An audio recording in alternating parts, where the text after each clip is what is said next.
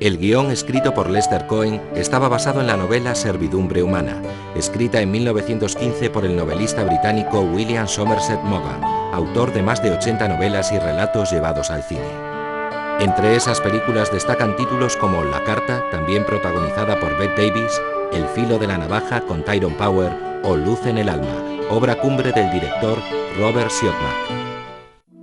El inicio de la buena fortuna de Bette Davis en el cine, tras una serie de interpretaciones en películas menores, comenzó el mismo año de 1934, con el melodrama Fog Over Frisco, ambientado en los sórdidos ambientes del cine de gángsters de la época, y donde su presencia, en buena parte de la película, fue como cadáver en el asiento del coche de Margaret Lindsay. Pero pese a ello, su corto cometido atrajo poderosamente la atención del público. Finalizado aquel rodaje, Bette comenzó a luchar denodadamente por lograr un papel que consideraba perfecto para sus cualidades, el de la depravada camarera de Cautivo del Deseo. Durante 6 meses asedió con insistencia el despacho del productor, hasta que logró sus propósitos. Su interpretación hizo de ella una estrella y le regaló el patrón de muchas actuaciones similares en su larga carrera.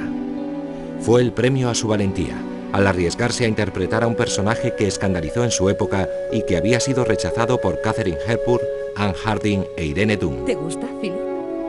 Mucho. Leslie Howard, que había triunfado meses antes con su interpretación en La Plaza de Berkeley, quería que la protagonista femenina fuese una actriz inglesa, por lo que se negó a hablar con Bette, hasta que se dio cuenta de que le estaba robando las escenas y de que oscurecía su interpretación. Su relación entonces se normalizó y después trabajaron juntos de nuevo en El Bosque Petrificado en 1936 y en Es amor lo que busco en 1937. ¿Cómo puede soportarnos? Mi querido amigo, usted está... Por su parte, Alan Hale encarnó al comerciante alemán Emil Miller, que paga los favores de Mildred y se burla de su tullido admirador. De la misma manera que Harry, el colega del protagonista, que fue interpretado por el galán británico Reginald Denny. Frances Dee fue la sufrida y comprensiva mujer que comprende en silencio los problemas de Philip y le acoge en la casa de su padre, interpretado por Reginald Owen.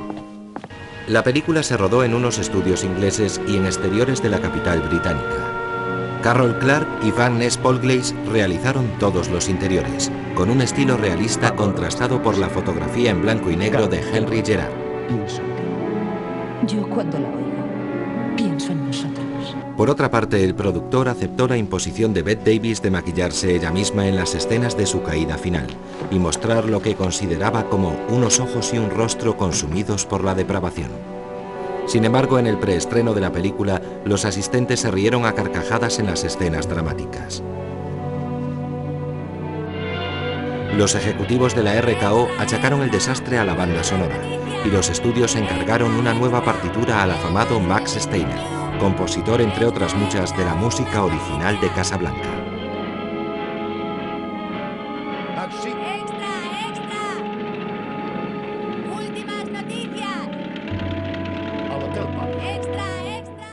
El realizador John Cromwell se atrevió con un tema escandaloso y poco comercial para su época, como era la obsesión enfermiza de su protagonista por la casquivana y egoísta Mildred, quien cobraba vida sustituyendo a grabados y bocetos de anatomía en los libros de texto de Philip y a la que éste visualizaba en sueños.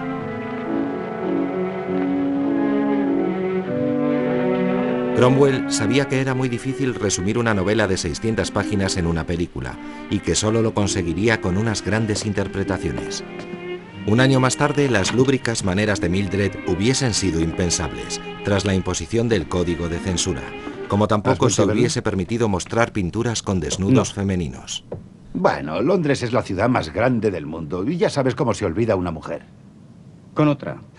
Exacto. Iniciada en febrero de 1934, la producción de la película finalizó en abril de ese mismo año, tras ser sustituida la música inicial por la compuesta a última hora por Max Steiner. El estreno tuvo lugar el 27 de junio del mismo año, en el Radio City Music Hall de Nueva York, logrando merecidamente Bette Davis que su nombre encabezase por primera vez un reparto, aunque fuese precedido muy a su pesar por el de Leslie Howard. Además, el productor consiguió con una insistente campaña en la prensa que la Academia volviese a votar la candidatura de Bette a los Oscar, aunque finalmente no consiguió la que hubiera sido su primera estatuilla. pero la espectacular campaña publicitaria resultó de gran ayuda en la carrera de la actriz. Por último, el negativo de la película, que pese a su notable calidad había fracasado en taquilla, fue destruido por un error en los almacenes de la RKO. Afortunadamente, en 1971 se encontró fortuitamente una copia en 16 milímetros y la cinta pudo reestrenarse, 37 años después de su realización. ¿Creías que te amaba?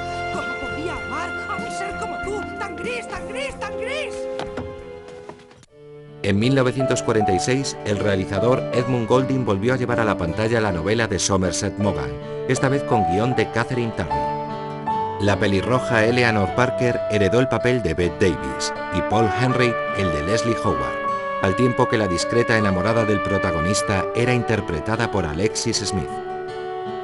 A su vez, el británico Ken Hughes se responsabilizó de una tercera versión rodada en 1964. La sensual Kim Novak fue Mildred, quien escandalizó al público de la época con un desnudo de espaldas, cuando posaba para uno de los cuadros de su enamorado, interpretado por Lawrence Harvey.